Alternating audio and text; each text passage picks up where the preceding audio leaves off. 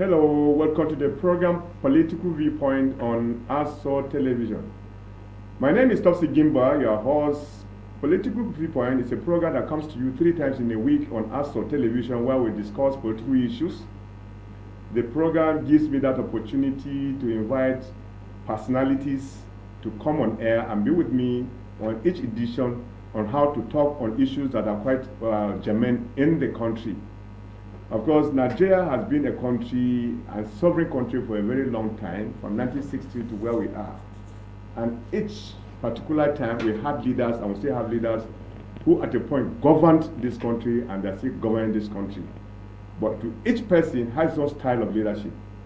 Today, we are talking about one respected Nigerian who at a point in time became the military head of state.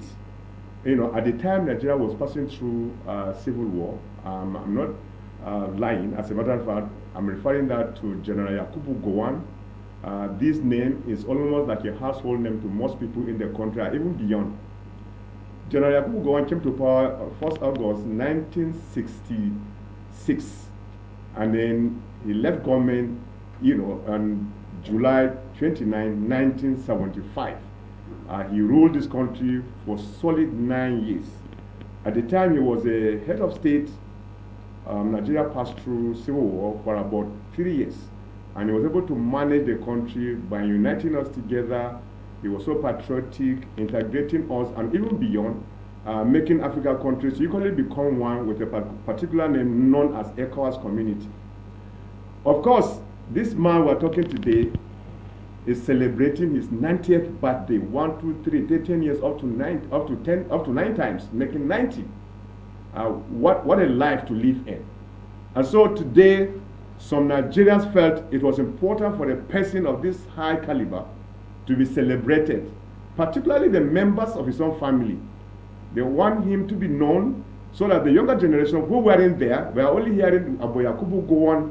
It is for them to know on the day that he will be celebrated, on the 19th of this month exactly, he will be exactly 90 years. And so there are programs, will be rolling by until that 19th of October, where we are going to see so many things, many events will be occurring. As a matter of fact, it is on that note I decided that it was important for us to invite a member of the planning committee to be with us in the studio and still tell us more about the legacy of General Yakubu Gowon, who ruled Nigeria as a military head of state for 9 years, from 1966 to 1975. It's a pleasure having you on this program this evening, Honorable Timothy Golu. Honorable Timothy Golu, as you know, he was a member of House of Representatives at the 8th Assembly, and he is a well-known journalist. He started his life as a journalist with leadership until he became a State Assembly member, and from there he moved to become member of House of Representatives. And now he is one of the planning committee members for that particular wonderful occasion we are going to be having on the 19th. The event starts precisely on the 18th, where we're going to see lectures and things like that. It's a pleasure having you on the program this evening, Honorable Timothy Golu. Thank you very much, my Oga, Mr. Topsy. I'm glad to be here with you again. Thank you, sir. You've been my guest when you were member House of Representatives. Yes, many times. Yes, and I knew you even when you were practicing journalism. And you've been a very good person, very focused, good journalist, and still member House of Representatives. You headed various committees, or you headed a committee and belonging to various committees. And today, you are one of the members of the planning committees where Professor Jerry Ghana, CON, is the chairman. Then the secretary is Professor Suleiman Bogoro, and then we have others that are there. In due course, their names will be mentioned. We want to know more about this man that is called General Yakubu Gowon. He's still living today. He'll be celebrating his 90th birthday. Can you put us through, basically, who that man is? Well, thank you for having me this evening here, and I appreciate the crew here at ASO Radio for the wonderful things you have been doing for us.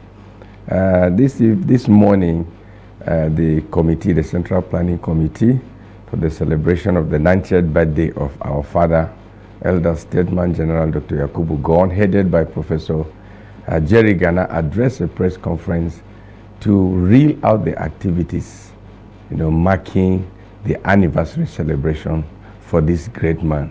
Not only that, the press conference, also reeled out the objectives why, the celebration, because a lot of people had their birthdays yesterday, some today, some tomorrow, and the rest of them.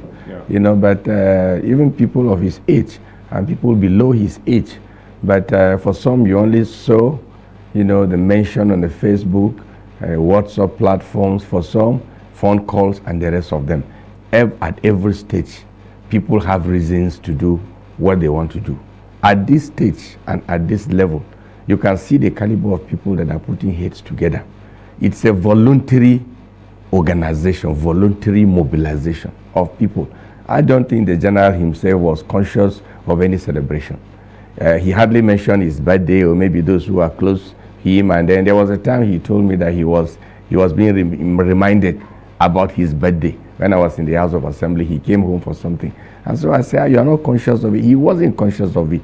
And people, his friends, his family, especially his wife, and relations took him by surprise to put this thing together. I know that he would have turned down the offer, to be celebrated at this level. But when he saw it himself, they need to thank God, because he has been a man leading prayers everywhere. And you cannot be a prayer warrior without being conscious of thanking God. And so I believe to put that together, he decided that this is not just going to be a friend's fellowship, but it's going to be something from his heart, from his family, to thank God for what God has done, keeping him, for 90 solid years, as you mentioned. It's not easy. It's not 9 months. It's not 9 years. It's not 19 years. 90 years, and he's still strong. He doesn't use eyeglass. Up till this moment, he doesn't use. I've never seen him with an eyeglass. That is to tell you about, he reads with his own, exactly, with his natural eyes. And he has been very strong. He does exercises every morning. He moves around, he discusses. His memory is sharp. He can remember to tell, whenever you sit down with him, you are the one that will get tired. He doesn't care. The last time I sat with him, 2 years ago, to discuss, I took 3 bottles of water. He has not taken one. Was just discussing and gisting. So General, we are here to celebrate this man, a very rare and exceptional Nigerian, not just Nigerian, a rare human being. There are many of his own types, but not too many in the world. A very simple man, easygoing person, very humble. He doesn't look down on anybody. And to offer General Yakubu Gowon, Nigeria is a family. It's a family. That is why you have to come close to him to understand. I don't really understand his upbringing. I don't understand. Sometimes you feel that he grew up or he was born, abroad. No, he was born in a village, in our local government. In a village, remote village. If I were trying to fix the road now, the federal government is trying to fix his own road to where he was born now. That tells you that he was a village person. He grew up he's from Plateau State. Okay, he's from Plateau. He's from Kanke local government, present Kanke local government that was created in 1995 out of the former Panshin local government, Panshin division, native authority. And so after his delivery in Garam, his parents moved to Wusasa, in Zaria. And from there, the entire family moved there. His father was a missionary. It was the missionary job that took him to the village called Garam, where he was born, because he has his own elder, siblings. Yeah. And from there, he moved to Kaduna. So some people believe he is from Kaduna, but actually he is from Lur, a village called Lur, in Kabul district of Kanke local government. And so the man grew up, went to the army, and then he became Nigeria's, military president. And since then, a lot of things can be said about this man. This man exemplified a lot of things. Is it leadership? Is it history? Is it patriotism? Is it loyalty? Is it godliness? Is it uprightness? Is it, you hardly find him discuss anything outside, the normal. He doesn't think the way Nigerian politicians think. That is why sometimes from the home front, our people begin to see him as somebody who is far from them. He is not actually far from them, but he thinks about everybody in equal proportion. You may, we may be together with him, the two of us, and for somebody who feels the natural way, he may give you more attention than myself. Not because of anything, but he wants you to feel him. He doesn't want the thing to be seen as if he is closer to his brother than any other person, and that is what he does. Sometimes you have to pray and fast to make him, to convince him, to get involved in something. This particular road, for instance, when I was trying to get him involved, please, can you talk to government for us? He said, no, it's not good to talk to government. He would be seen as if he is taking advantage of his own personality. I said, sir, but that is how it should be. He said, no, that is not how it is. I said, but that is not how it used to be, but that is how it is now. Because if you don't have anybody, nobody gives you exactly anything. So it is just like an ad hoc democratic arrangement. We have people elected to represent, and sometimes it's difficult for these people to get to influence things the way people like you who are not elected, but whose profile, whose personality, whose status in society can influence anything. And so we want you to influence anything that is positive for us. He finds it so difficult because he does not want anybody to accuse him of bias, anybody to accuse him of getting closer to this person or trying to take advantage. In the House of Assembly, I was in the House of Assembly when I gave him a letter after congratulating him. That should be about when he was about 70-something years. And I said, sir, take this letter to former President Goodluck Jonathan. If you give him this letter, this man will be glad to direct the Ministry of Work to come and do this road for us. Once you give it to, and I was so about it. He told me that no problem, he's going to get the letter to him. When we met, he said he gave the letter through the registry. I said, sir, you didn't meet with the president. He said he met with him, but that's not the right thing to do. I say, oh my God, sir, that letter will not see the light of day. He said, my friend, this is how it should be done. You give letters, and when he was president, people bring in letters, and they file, and he must see every letter, because if he missed any letter and he discovered that somebody, hide any letter somewhere, you are in trouble. So for him, that is the natural thing to do. It took me time, and it took the confirmation from others to believe that letters, got missing. These days, for political reasons, for other reasons. You say, how can you give letter to a registrar and then the president will not see it that same day? Assessor will be telling, even before, for the whole 8 years that the president may be in office, he may not even see a letter, because it depends on who is carrying the letter.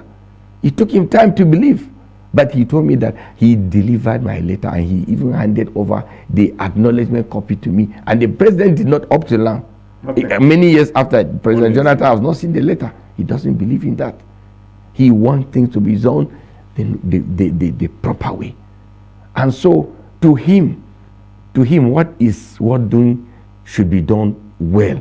He doesn't want people taking advantage of their own positions against others. He say, what of other people who don't have others to talk for them or to influence things for them?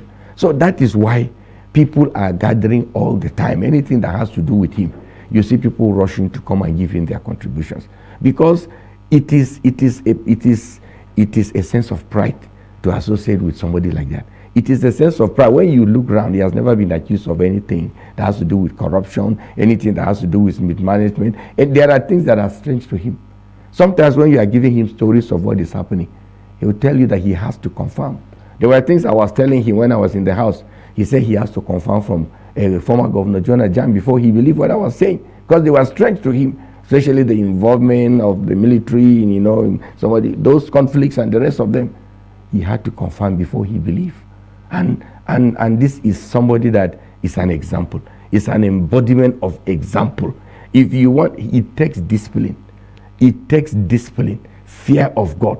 He is addicted to patriotism. He is addicted to what is right. He is addicted to friendship. He is addicted to objectivity. And so you know the meaning of addiction.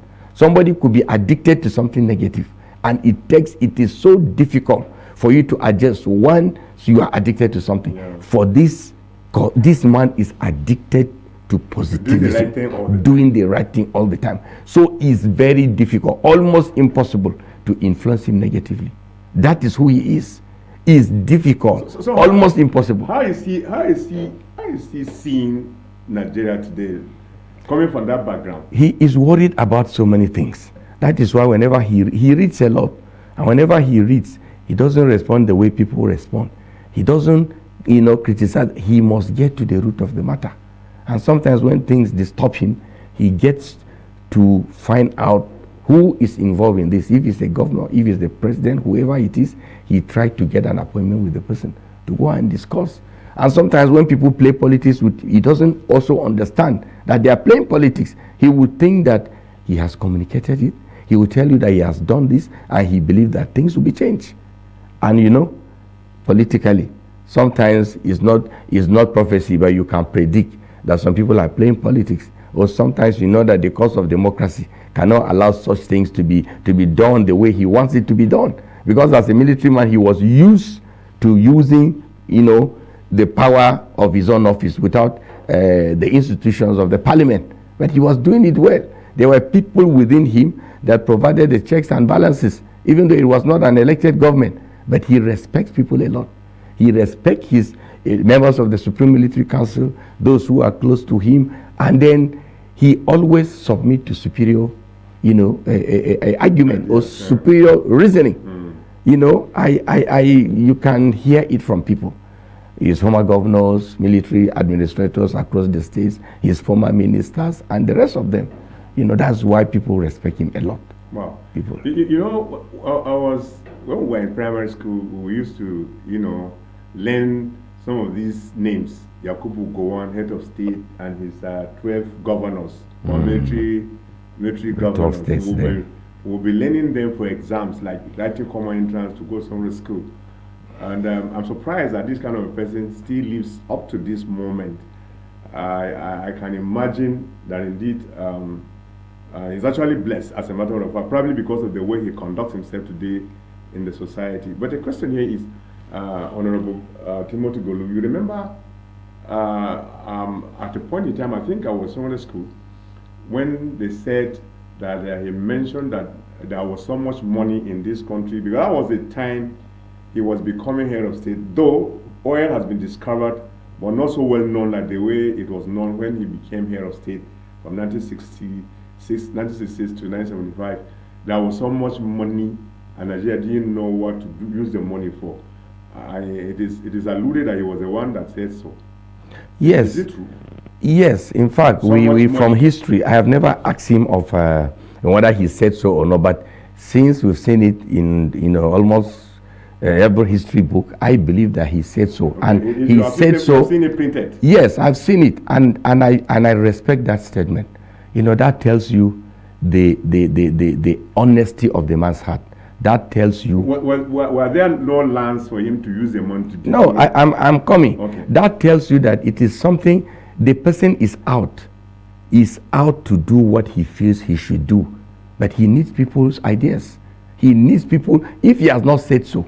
I am sure that if it is now, the digital era that we are, the kind of ideas that would have flowed, the kind of technical advices, the kind of things that he would have obtained from people from different fields would have been marvelous. But these were early days, that not too many ideas were available, for governance. Not too many ideas were there for people to put in here and there, security-wise, agriculture, and the rest of them. So it was a prophetic statement.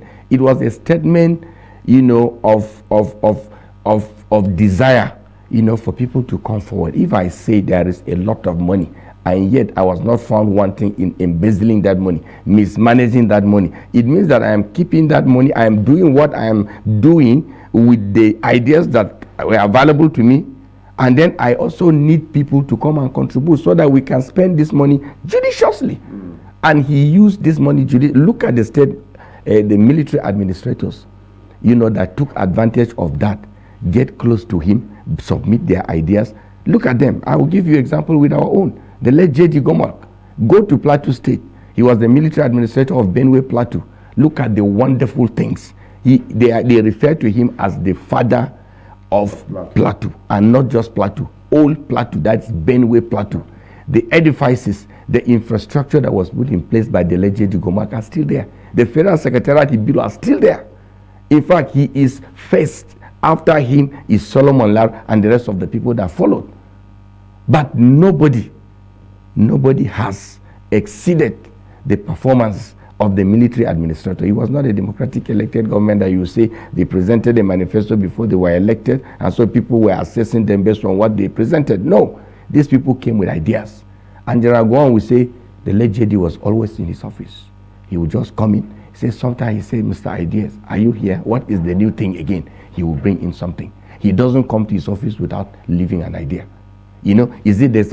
Go and see the infrastructure. Go and see the schools. Go and see. There were many things that this man did that even present day leaders are not conscious of it. They are finding it difficult to even follow. They also read it as history. Most of the time they are reminded by their followers. They are reminded by the electorate. This man started this thing. What are you doing to continue with the legacy of this man before they draw the attention of our elected leaders? And it's not supposed to be so.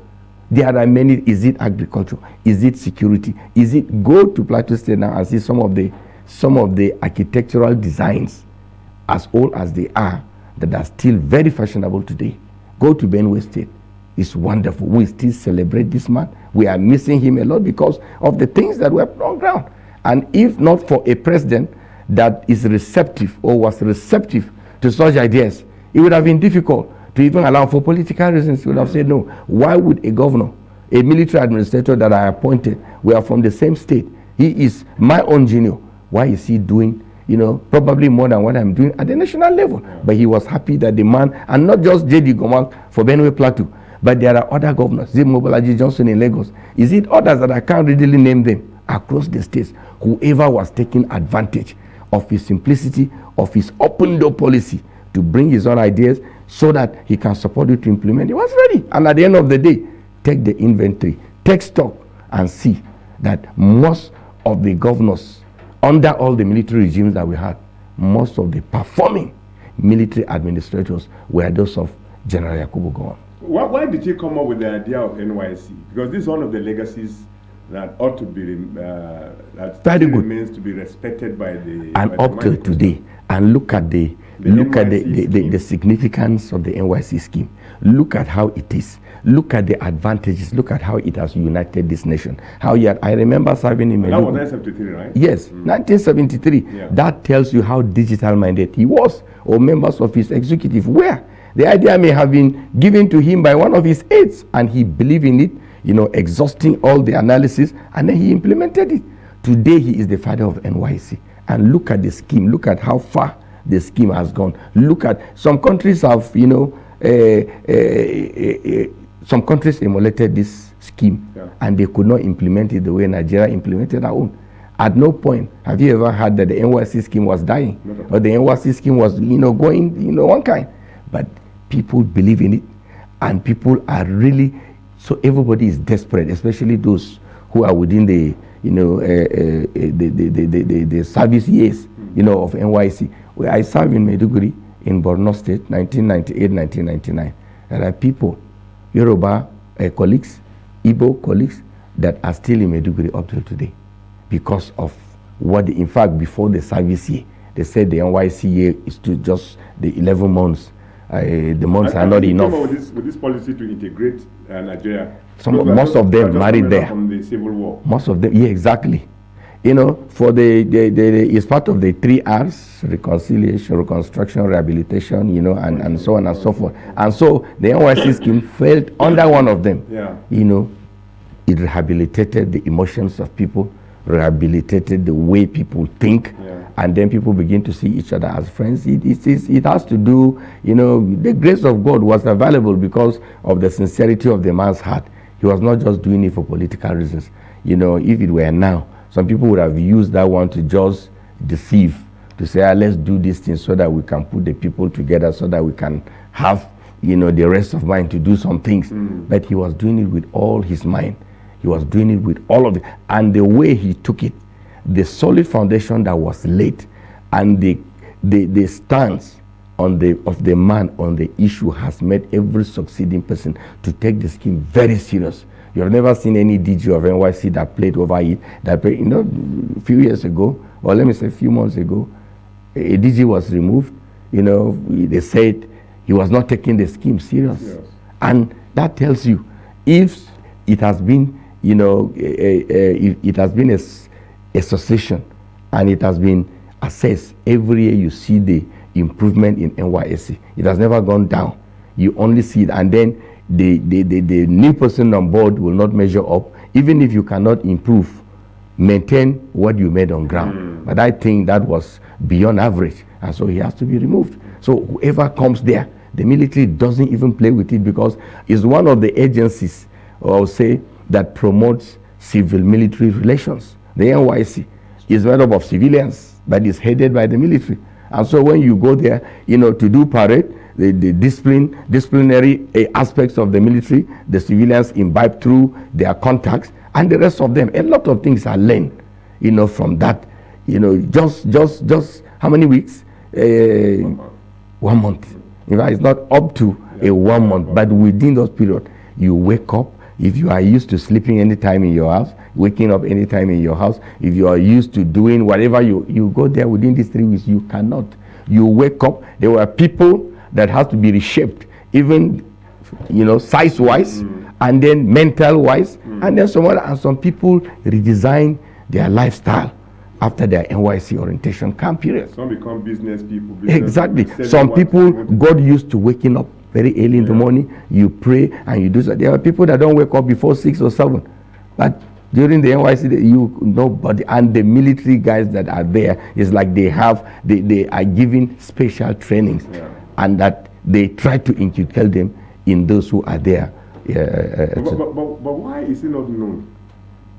I think he's the longest serving. Yes, 9 years. Yes. 9 years.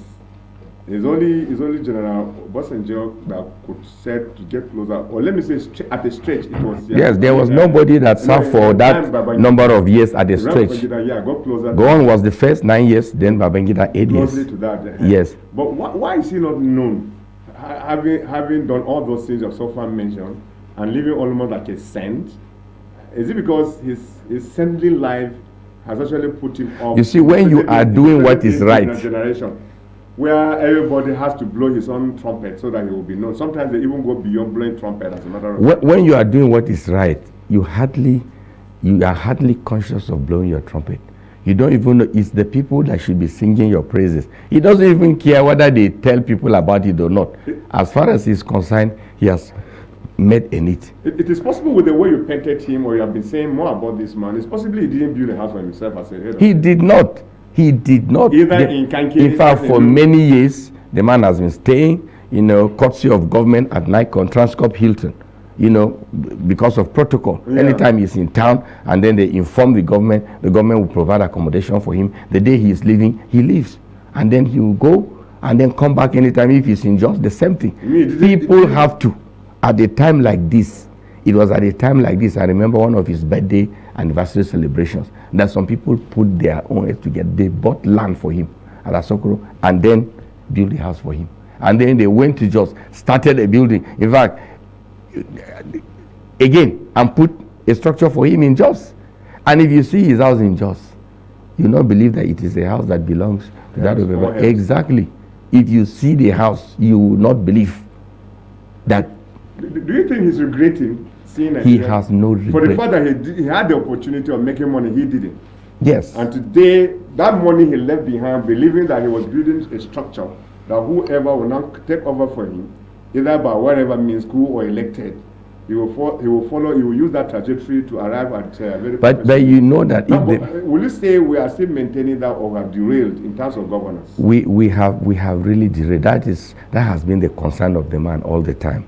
You can't meet him and then talk with him, and then he will not bring this issue, this matter. What is happening to our political class? What is happening to this issue? He will pick on one issue and begin to analyze with you. Look at, he doesn't have a house here, and yet he is staying here.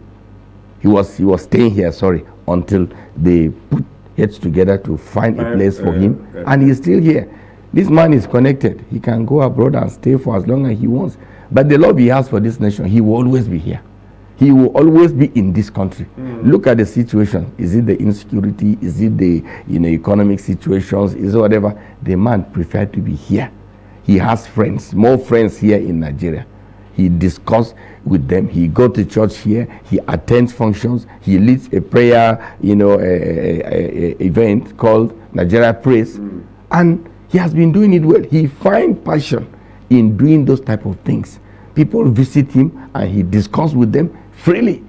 Recently we visited him to come and present our new paramount ruler, who is from the place of his own birth.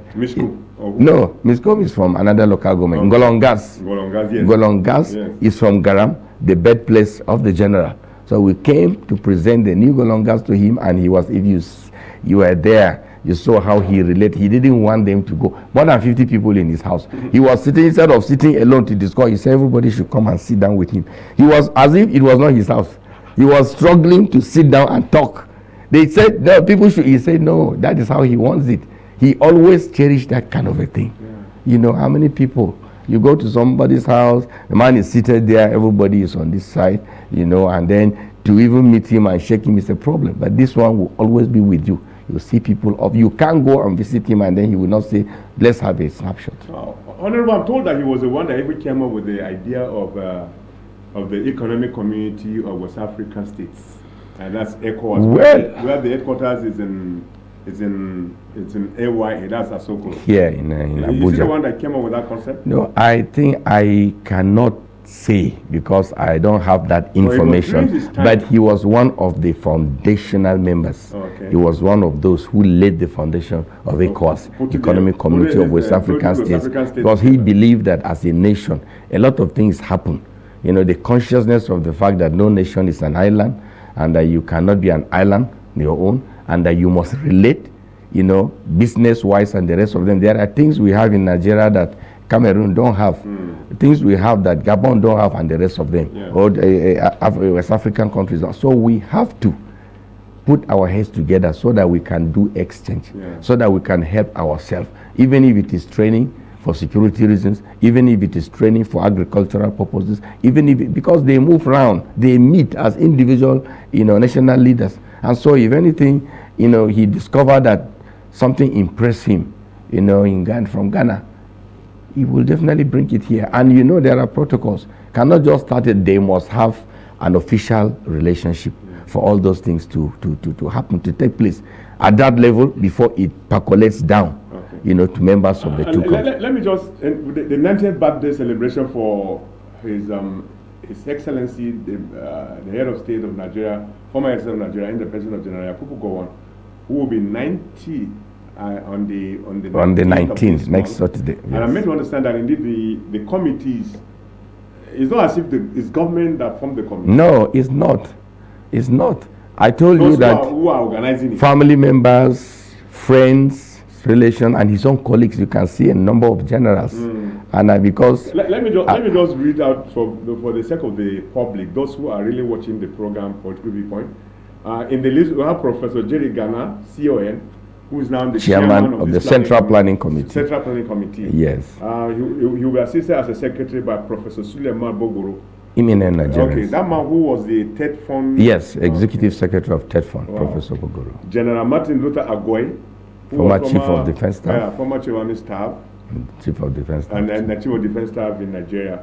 General Shea Bameyi, Air Marshal Isaac Alfa, Mr. Ibrahim Gowon.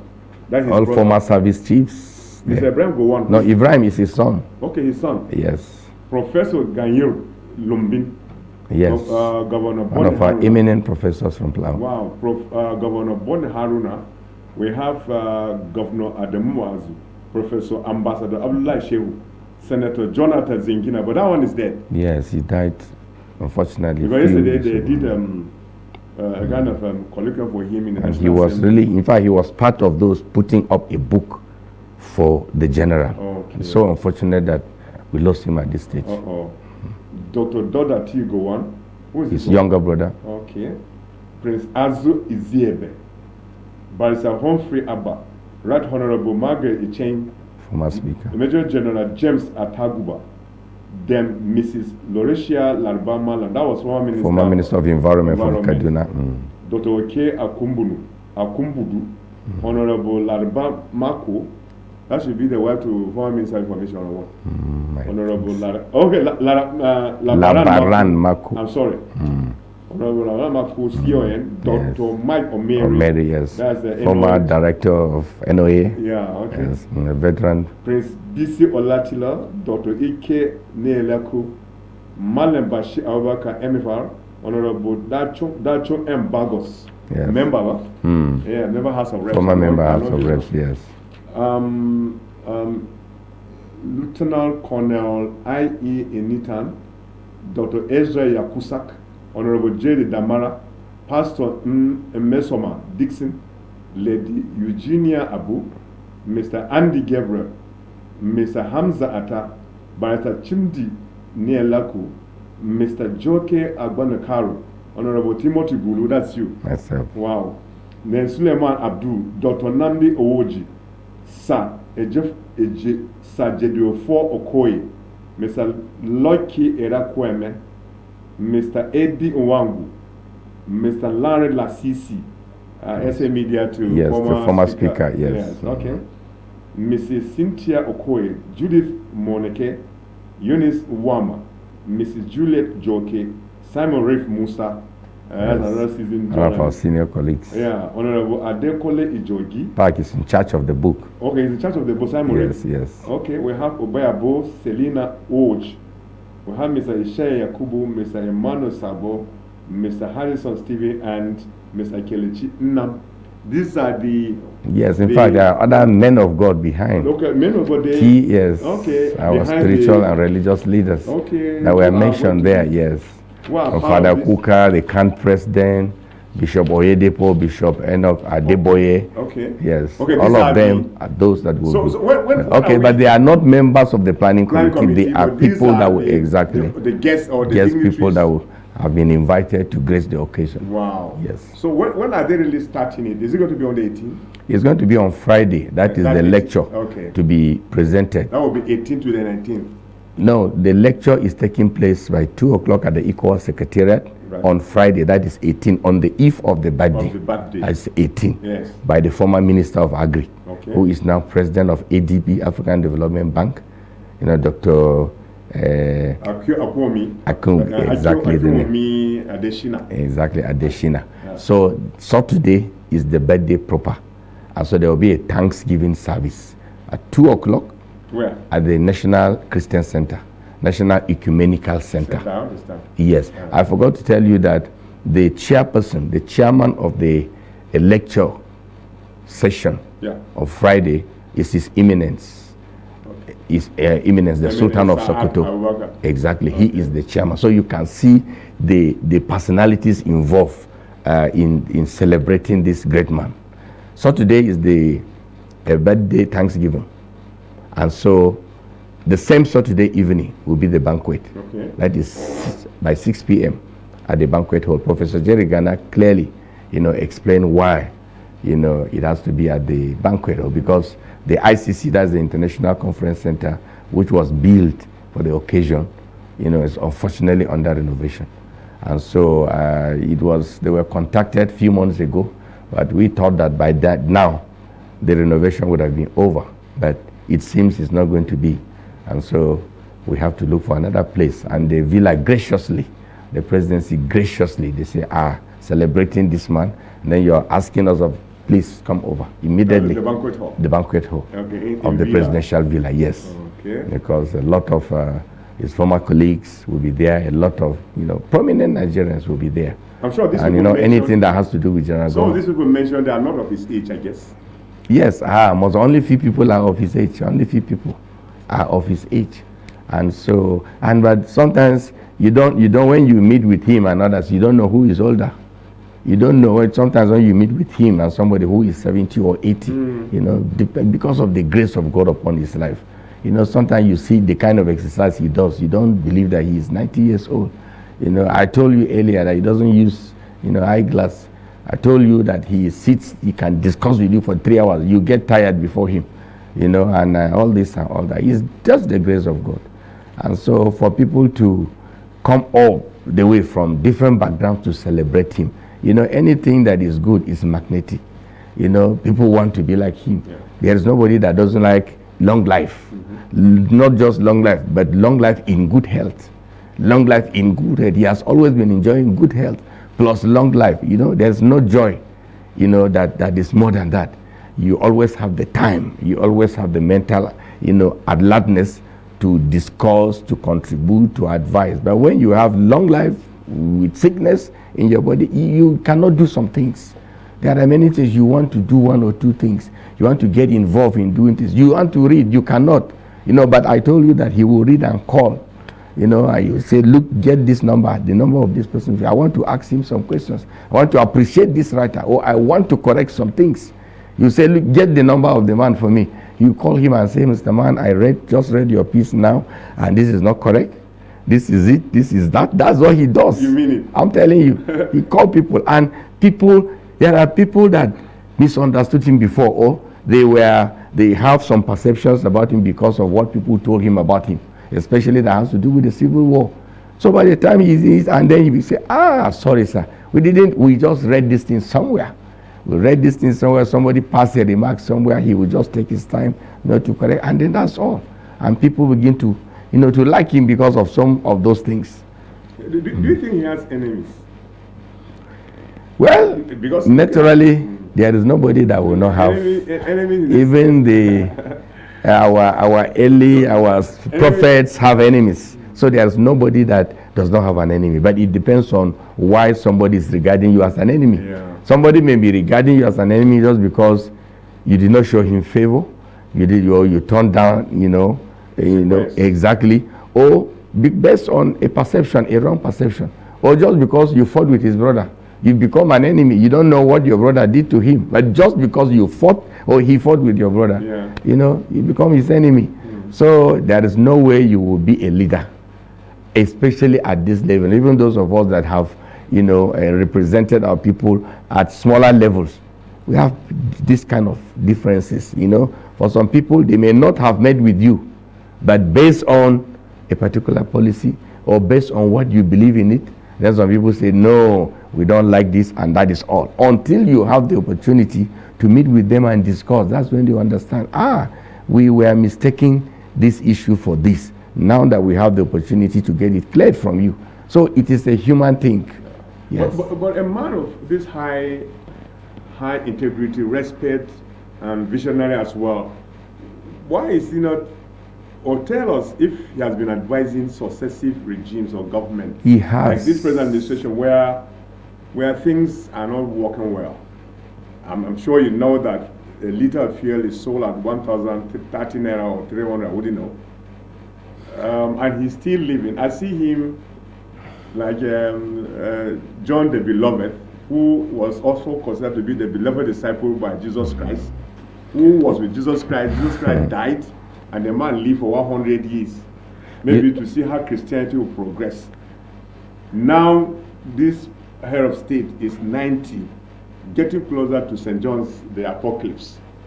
Is it intended by nature to leave him to see how Nigeria is going so that he can correct the wrongs? You see, if I tell you that a lot of things, a lot he has contributed so well, you know, to all the administrations, successive, and even this administration, he doesn't need to come out and begin to, because he's not even a politician in the first place for him to come out and say so. But what is the essence of advice if instead of telling the person, you go to the media and begin to talk about it? It's for whose interest, for whose consumption, for whose benefit? The advice must have an audience. Yes, and if the audience is the president, look at this administration, whether good or bad, does it provide an advice? Definitely, he provides. Not just the administration. We have yes, successive administrations. He has always done that, well, for instance. But he does it in his own way. This is a man that has been a leader. As far as leadership in this country is concerned, I think he's the chief leader. Let me say so now, because is there anybody that has been at the helm of affairs at that level that is older than him today? No, he is the longest living former president, longest living, which means that he has a lot to tell his own successors. He has a lot to tell them, you know. And then definitely there are things that may have been corrected, and without you knowing that He may have passed that information and the rest of them, and they consult him all the time. I'm aware and I know that successive and even present day leaders, they meet him, they come to ask him questions. As one of the founding fathers of ECOWAS, you are aware that the Sahel states, talking about Niger, Burkina Faso, Chad, and whatever, they are now under the military rule and they have been pulled out, being members. This one is a wealth of wisdom. In fact, you sit down with him and there are things that are meant for you. He will tell you exclusively that these things are meant for you. That is, if he knows you very well. You understand? And sometimes you have to apply wisdom in all these things. There are people that if you gauge and then you discover that taking your advice will be detrimental, he also know how to apply, wisdom to it. And there are people that only act if they are criticized publicly. There are people that when you call them aside and talk to them, please do this, they don't see it as anything because nobody has heard the two of you. You understand? Yeah. So they take it for granted. That is why sometimes the people talk through the media. Yeah. Because the media punches people. The media pricks the conscience of people. Yeah. Other people have heard about it. So what do? I have to sit up. I have to correct it. That's where the significance of the media comes into it. Yeah, sure. Yes. Times is no longer on our side, Honorable Timothy Golu, member planning committee of General Yakubu Gowon's 90th birthday. You belong to the media subcommittee of this Central Planning Committee. Yes. It's a pleasure having you on the program. Thank you very much. Thank you very much. Every bit of information you provided for us this evening on this program. What I want to suggest to you, now that you still have some life to live, celebrating 90, and many other younger generations who probably weren't around when he became head of state and still living, you now have to create an idea of making them known by coming up with, write-ups on who Yakubu Gowon is. Exactly. So that we become aware of who the man I think is. the book is going to cover a lot of things. In fact, the book is open to whoever has any idea or whatever you know about him that you want the public to benefit. We've made it in such a way, we harmonize it and then we publish it. And it's going to be in series. Because so many things to write about General Gowon. It cannot end in one, it continues. Okay. Yes. It's a pleasure having you, sir. Thank you very much. I appreciate it's my pleasure being here. Well, it's about the size of the program Political Viewpoint on ASO Television. Indeed, I had with me in the studio Honorable Timothy Gulu, member planning committee, General Yakubu Gowon's 90th birthday. He is of the media subcommittee, that the ones who are putting their heads together to ensure on the 19th of this month, the celebration for the great man will actually take place in the way Nigerians expect to see. I thank you so much for taking time to be with us on this program, particularly Professor Jerry Ghana and his secretary, Professor Sulema Bogoro, for giving us time to be on this program. We shall be doing that some other time again next week. We'll be waiting to see more of this celebration. My name again is Topsy Gimba. Do have a very lovely time. The news will be coming your way at 7. See you again and bye-bye.